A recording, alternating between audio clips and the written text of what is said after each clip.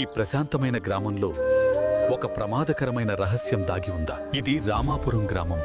ప్రశాంతంగా ఉండే చిన్న పల్లె. ఆ ఇంట్లో జరిగేది ఎవ్వరూ ఊహించరు. ఆ గ్రామంలో ఒక పాత ఇల్లు ఉంది. అక్కడే ఒక చిన్న రహస్యం దాగి ఉంది. ఈ చిన్న జీవితం ఇప్పుడు పెద్ద ప్రమాదం వైపు వెళ్తోంది. ఆ ఇంట్లో ఉండేది ఒక చిన్న ఎలుక. దాని పేరు చిన్ను. ఆ రోజు చిన్ను జీవితాన్ని మార్చబోయే రోజు.